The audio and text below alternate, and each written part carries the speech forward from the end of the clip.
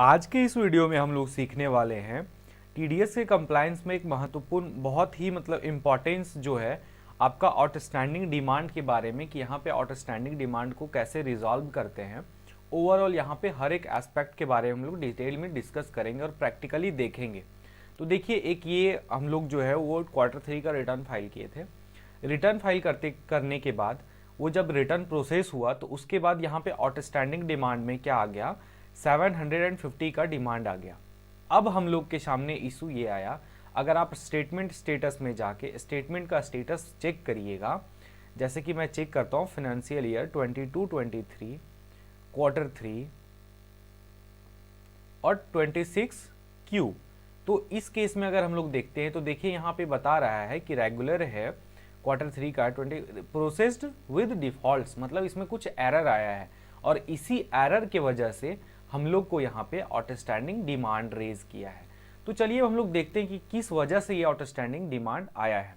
तो इसके लिए सबसे पहले आपको क्या करना होगा, यहाँ पे जैसे ही आप क्लिक करिएगा तो आपको बताएगा कि किस ईयर से रिलेटेड है। आप यहाँ पे जाइएगा तो अब जब यहाँ पे क्लिक करिएगा तो क्लिक करने के बाद आपको यहाँ पे लेके आ जाएगा। फिर आप Q3 पे क्लिक करिए। क्लिक करने के बाद यहाँ पे आपको डिटेल में बताएगा कि कहाँ कहाँ से कैसे कैसे आया। बोलता है एक केस है शॉर्ट डिडक्शन का, ठीक है। इसका कहना है कि आप एक शॉर्ट डिडक्शन किए हैं 464 का, ठीक है, लेकिन यहाँ पे पूरा डिटेल नहीं बताएगा। यहाँ पे एक समरी बता रहा है कि ये जो टोटल 750 का जो डिमांड है वो कैसे है। तो 464 का जो डिमांड है वो है क्या, शॉर्ट डिडक्शन। शॉर्ट डिडक्शन का मतलब कटना चाहिए था 2%, कट गया 1%। डिडक्ट करना चाहिए था 10%, आप डिडक्ट किए 5%। तो उस केस में जो शॉर्ट डिडक्शन हुआ 464 हुआ है। इंटरेस्ट ऑन लेट पेमेंट, ठीक है, यहाँ पे ये अलग चीज है। यहाँ पे हो जाता है इंटरेस्ट ऑन लेट पेमेंट का मतलब क्या होता है कि आप डिडक्ट किए अक्टूबर में, डिपॉजिट करवाएं दिसंबर में, तो यहाँ पे क्या हो जाता है, आपका यहाँ पे लेट इंटरेस्ट लग जाता है, लेट पेमेंट है ना। तो उस केस में अब हम लोग का क्या है, नेक्स्ट बोलता है इंटरेस्ट ऑन शॉर्ट डिडक्शन। अब इस ये जो इंटरेस्ट है वो किसका है, ये जो 464 हम लोग लेट डिडक्ट किए उस केस के लिए है ये इंटरेस्ट लगाया। तो टोटल एग्रीगेट डिमांड आ गया 750। अब देखिए यहाँ पे कुछ कुछ जो इशू होता है, जो डिमांड होता है वो तो ट्रेसेस के पोर्टल से ही रिजॉल्व हो जाता है। जैसे कि कौन सा डिमांड ट्रेसेस के पोर्टल से ही रिजॉल्व हो जाएगा, तो उसके लिए अगर मान लीजिए कोई इंटरेस्ट है, जैसे इंटरेस्ट ऑन लेट पेमेंट है, तो आपको क्या करना है, यहाँ पे सिंपल सा जाके आपको इतना का चालान डिपॉजिट करवाना है, ये 274 का, विद या तो फिर आप इनकम टैक्स पोर्टल से करवाइए या तो ट्रेसेस से करिए। सॉरी, ट्रेसेस से नहीं, आप NSDL वाले से करिए। तो ये तो सबसे पहले इतना का अमाउंट डिपॉजिट करवाना होगा। वो जब अमाउंट ट्रेसेस पे रिफ्लेक्ट कर जाएगा तो आपको यहीं से उसको एडजस्ट करना होता है। इसका टोटल प्रोसेस हम लोग देखेंगे। जैसे देखिए अभी दो, ये जो है ना, इसका 2 रिवाइज रिटर्न जाएगा। एक रिवाइज रिटर्न जो होगा वो आपको कॉन्सो फाइल डाउनलोड करके उसको ठीक करना होगा और एक रिवाइज रिटर्न पोर्टल से ही जाएगा। तो यहाँ जो हम लोग सीखेंगे वो देखेंगे कि पोर्टल से जो हम लोग डाउनलोड करेंगे कॉन्सो फाइल, उसको डाउनलोड करने के बाद जो फिर से हम लोग रिटर्न रिवाइज करेंगे कॉन्सो फाइल में हम लोग एडिट करेंगे डेटा को, मतलब एज पर जो रेट है। देखिए आपको ऑफलाइन तरीके से, मतलब जो कि ट्रेसेस पे नहीं हो सकता उसका, उसमें अब क्या क्या हो सकता है, जैसे मान लीजिए अगर किसी का आपको पैन नंबर गलत चला गया है, आप शॉर्ट डिडक्शन कर लिए हैं, तो इस तरह का अगर चीज हुआ है तो उस केस में आपको क्या करना पड़ेगा, कॉन्सो फाइल डाउनलोड करके उस कॉन्सो फाइल से आपको फिर से कॉन्सो फाइल ओपन करके RPU से उसको आपको डिटेल में फिर से देखना पड़ेगा और उसको फिर से पैन नंबर चेंज करना हो या फिर टैक्सेबल वैल्यू चेंज करना हो तो फिर ये चेंज करके आप डायरेक्ट से फिर से उसको FBU फाइल जनरेट करके और वापस से आप वहाँ पे अपलोड करिए इनकम टैक्स पोर्टल पे। तो अभी हम लोग यही तरीका को पूरा डिटेल में देखेंगे यहाँ पे, है ना। उसके बाद नेक्स्ट वीडियो में हम लोग देखेंगे कि पोर्टल से ही जैसे जो कुछ कुछ डिमांड आ जाता है, जैसे लेट इंटरेस्ट का, है ना, उसके बाद आ जाता है जैसे लेट फाइलिंग का, जैसे 200 रुपया। तो इस तरह का अगर कुछ है तो वो हम लोग पोर्टल से ही हम लोग उसको एडजस्ट करना सीखेंगे। तो सबसे पहले हम लोग देखते हैं कि अगर आपको इस तरह का कोई एरर है, जैसे कि शॉर्ट डिडक्शन है, पैन एरर है, तो इस केस में आपको क्या करना है, आपको सबसे पहले तो देखना है कि यहाँ पे भैया मेरा ये जो डिटेल है ये क्यों आया है, इसका पूरा डिटेल देखना है। तो इसके लिए आपको क्या करना है, सिंपल सा डाउनलोड जस्टिफिकेशन रिपोर्ट में चले जाना है। तो वो कहाँ जाना पड़ेगा, उसके लिए आपको डिफॉल्ट में जाना पड़ेगा। यहाँ पे जाने के बाद आपको request for justification report download पे क्लिक करना है। यहाँ पे जैसे आप क्लिक करिएगा तो बोलेगा कि किस ईयर का चाहिए, ठीक है। तो सबसे पहले आप ईयर सेलेक्ट कर लीजिए। ईयर सेलेक्ट करने के बाद आपको क्या करना है, क्वार्टर सेलेक्ट कर लेना है। क्वार्टर सेलेक्ट करने के बाद आपको क्या करना है, फॉर्म सेलेक्ट कर लेना है 26Q। उसके बाद गो पे क्लिक करना है। गो पे जैसे ही आप क्लिक करिएगा तो यहाँ पे दो ऑप्शन आएगा आपके सामने, एक डिजिटल सिग्नेचर का आएगा और एक केवाईसी का आएगा। अगर डिजिटल सिग्नेचर है तो बहुत ही आसान है, वैलिडेट करिए तुरंत आपको हो जाएगा। अगर नहीं है तो आप केवाईसी पे क्लिक करिए। केवाईसी पे क्लिक करने के बाद आप प्रोसीड करिए। प्रोसीड पे क्लिक करने के बाद यहाँ पे देखिए ऊपर ऑथेंटिकेशन कोड में कुछ नहीं डालना है। नेक्स्ट आपको क्या करना है, बोलता है यहाँ पे फॉर्म 1026Q फाइनेंशियल 22-23 Q4 का जो टोकन नंबर है ना वो डालिए। तो ये कहाँ से मिलेगा हमको, ये मिलेगा जैसे हम लोग रिवाइज किस ईयर में हम लोग का आया है डिमांड, तो ये Q3 से रिलेटेड आया है। तो इसको हम लोग जब प्रीवियसली फाइल किए होंगे तो उस समय हम लोग को इस तरह का चालान मिला होगा, ठीक है, इस तरह का चालान मिला होगा। या फिर आप जब NSDL वेबसाइट से करिएगा तो वहां से एक रसीद मिला होगा। तो उस रसीद से आपको क्या करना है, RRR नंबर या फिर टोकन नंबर जो है उसको कॉपी कर लीजिए यहाँ से और यहाँ पे आप उसका एंट्री कर लीजिए, ठीक है, यहाँ पे उसको एंटर कर लीजिए। ये आ गया सबसे पहला चीज। नेक्स्ट यहाँ पे आपको क्या देखना है, यहाँ पे कोई एक ऐसा चालान देना है जिसमें 3 डिडक्टी यूज हुआ होगा, ठीक है। इसका ये मतलब हुआ कि मान लीजिए चालान नंबर 1 है, हम TDS ऑन कमीशन डिडक्ट किए, उसमें हम 5,000 रुपये जमा किए। ABC 3 आदमी था, A का 1,000 था, B का 2,000 था और C का 2,000 था, तो टोटल 5। तो इस तरह से तीनों का पैन यूज कर लेंगे। तो उस तरह का चालान आपको एक यूज करना है। तो उसके लिए आपको कहाँ जाना पड़ेगा, उसके लिए आपको एक डिडक्शन चार्ट में जाना पड़ेगा जिसके बेस पे आप रिटर्न फाइल किए थे।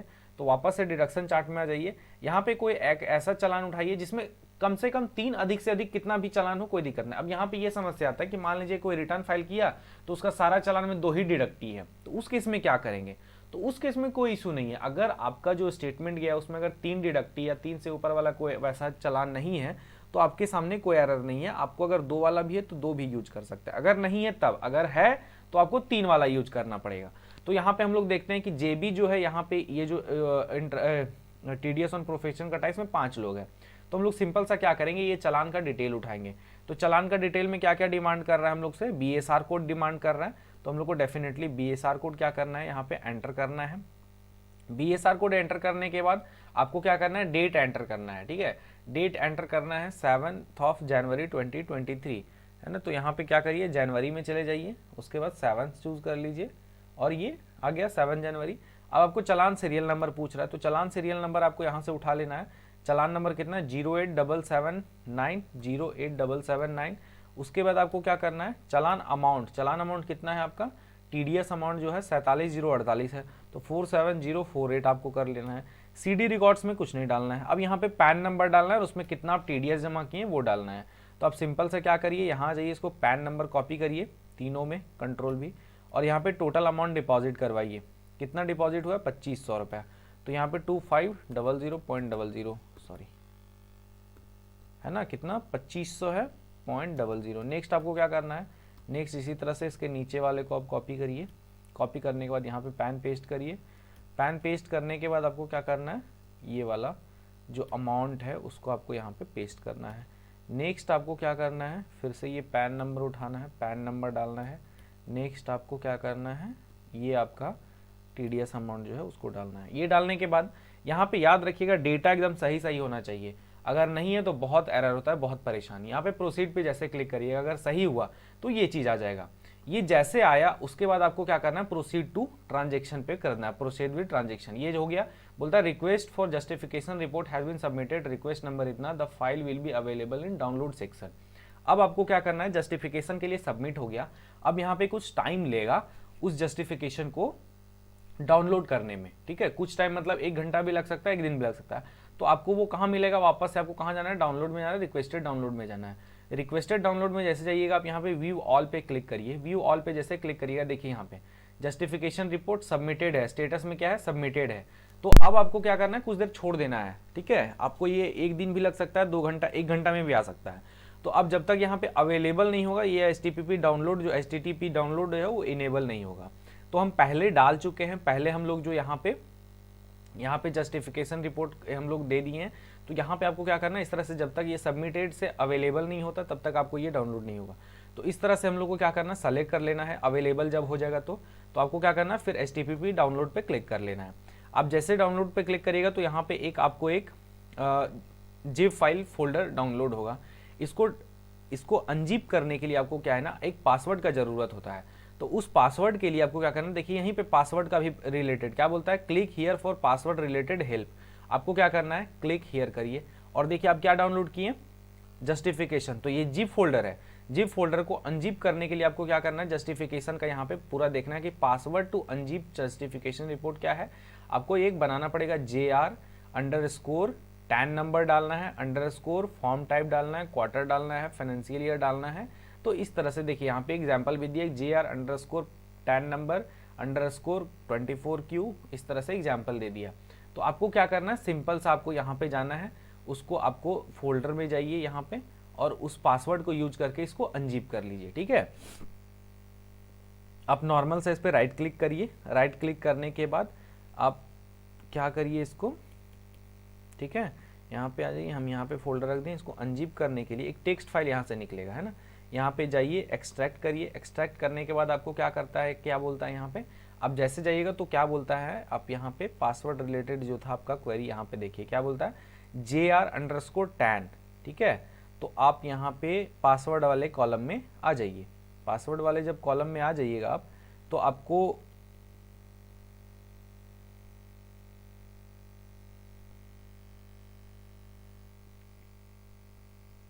अब जैसे एक्सट्रैक्ट पे क्लिक करिएगा तो यहाँ पे एक पासवर्ड मांगेगा। तो यहाँ पे पासवर्ड में क्या डालना है, वहाँ पे अभी जो बताएं हम, तो यहाँ पे हो जाएगा JR_, ठीक है, टैन नंबर, फिर अंडरस्कोर, रिटर्न टाइप 26Q जाएगा यहाँ पे, फिर अंडरस्कोर, Q3 है तो Q3 जाएगा, फिर अंडरस्कोर 2022-23, ओके पे क्लिक करना है।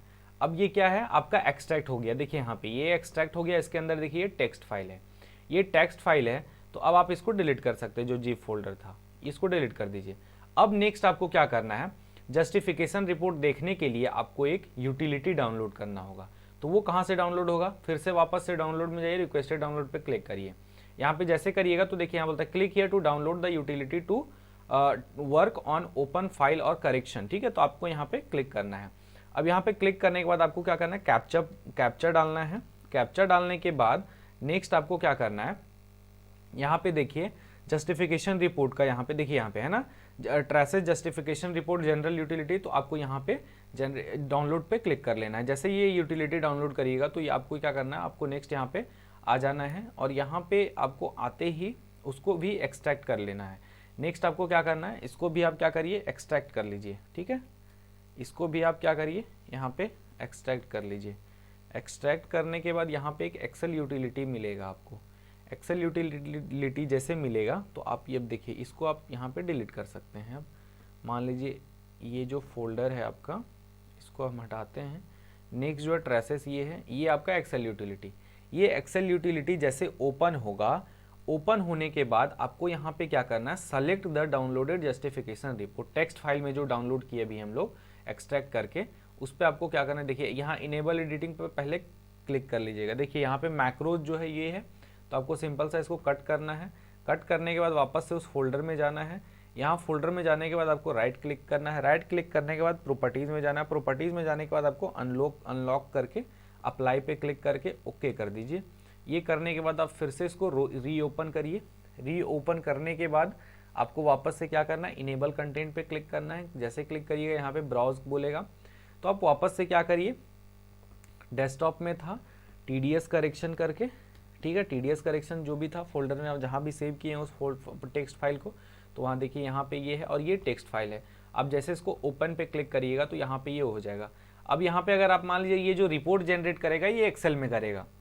अब एक्सेल में करेगा तो आप किस फोल्डर पे इसको सेव रखना चाहते हैं, तो अगर सेम फोल्डर पे तो सेम है, अदरवाइज फिर ब्राउज करके इसको चेंज कर सकते हैं। यहाँ पे जनरेट रिपोर्ट पे जैसे क्लिक करिएगा तो ये रिपोर्ट जनरेट करेगा और एक एक्सेल फाइल क्या करेगा, लोडेड सक्सेसफुली, और ये आपको वहाँ पे एक एक्सेल फाइल दे दिया होगा। देखिए यहाँ पे कुछ नहीं है, लेकिन जब आप पीछे जाइएगा यहाँ पे कहाँ पे आपका जहाँ पे टेक्स्ट फाइल था, ये यहाँ पे टेक्स्ट फाइल था मेरा, देखिए यहाँ पे एक एक्सेल फाइल जो है वो डाउनलोड हो गया है। इस एक्सेल फाइल को देखने के लिए अब आप यहाँ पे यस पे क्लिक करिए।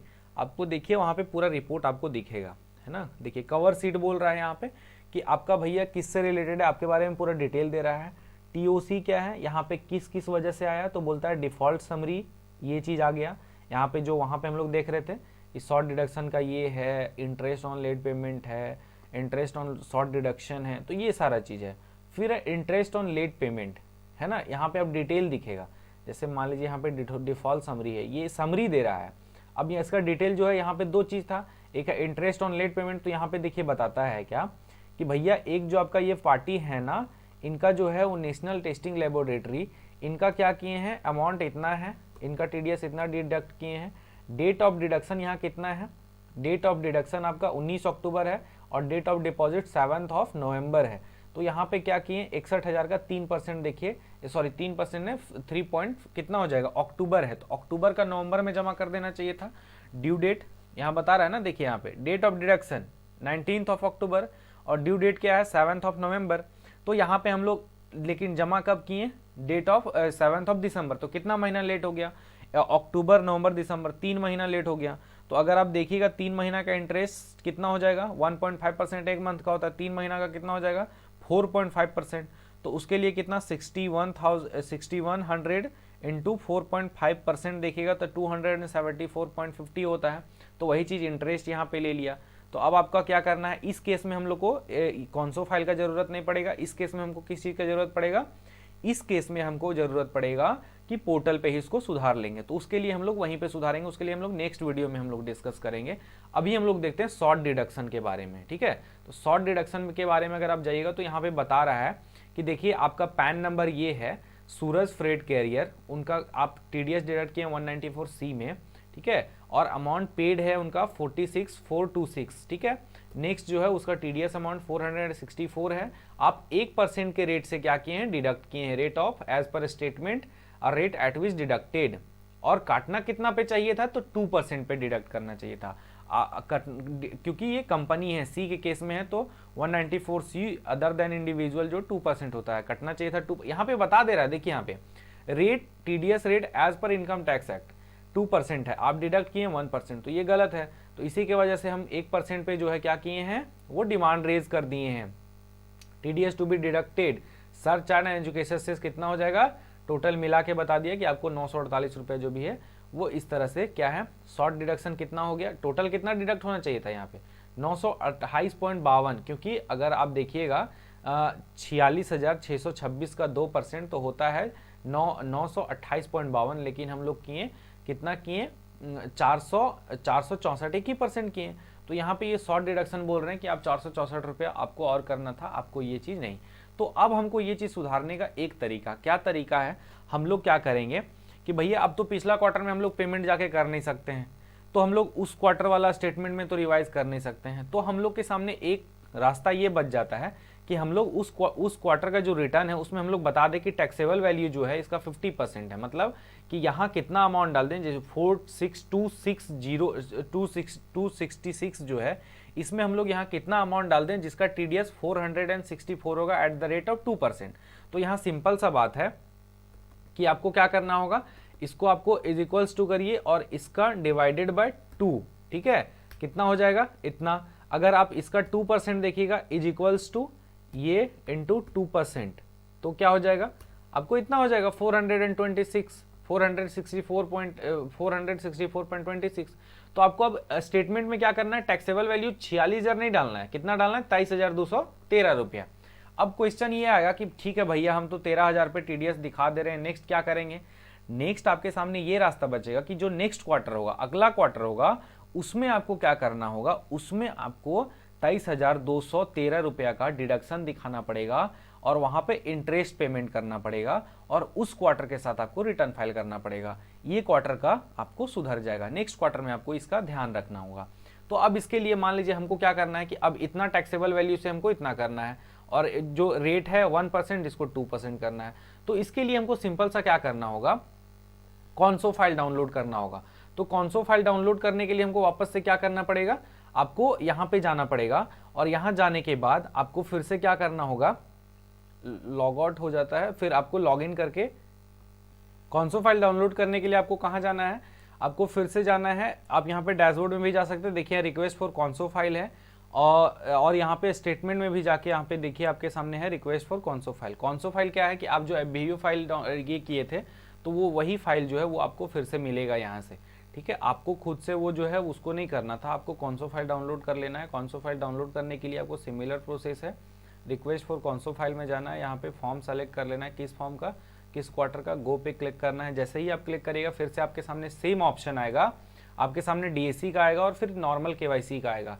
ये चीज़ आके नॉर्मल केवाईसी पे क्लिक करिए, और अगर डीएसी है तो वेरी गुड, 2 मिनट में हो जाएगा, सॉरी सेकंड में हो जाएगा, और अगर केवाईसी है तो यहाँ पे डिटेल आपको फिल करना पड़ेगा। तो सिमिलर सा प्रोसेस है, जिस तरह से जस्टिफिकेशन रिपोर्ट वाला जो फील्ड डेटा किए थे उसी तरह से इसमें भी फिल करना है और आपको रिक्वेस्ट करना है। तो चलिए हम लोग फिर से उसको सेम चीज़ दोहराते हैं। अगर आप पिछले नहीं सीखे होंगे फिर से आपके पास ऑप्शन है, सीख लीजिए। सिमिलर आपको यहाँ पे प्रोसीड विद ट्रांजेक्शन जो है बीएसआर कोड वगैरह फिल करने के बाद प्रोसीड विद ट्रांजेक्शन पे क्लिक करना है, और यहाँ पे फिर से आपको डाउनलोड से रिक्वेस्टेड में वो चला जाएगा। रिक्वेस्टेड में जाने के बाद देखिए यहाँ पे वी वॉल करिएगा तो यहाँ पे आपको दिखेगा, देखिए है ना, कॉन्सो फाइल सबमिटेड, तो ये दोनों सबमिटेड दिख रहा है। इससे पहले हम लोग कर चुके हैं, देखिए यहाँ पे अवेलेबल है, ठीक है। तो आपको यहाँ पे ये चीज़ देखना होगा, ठीक है।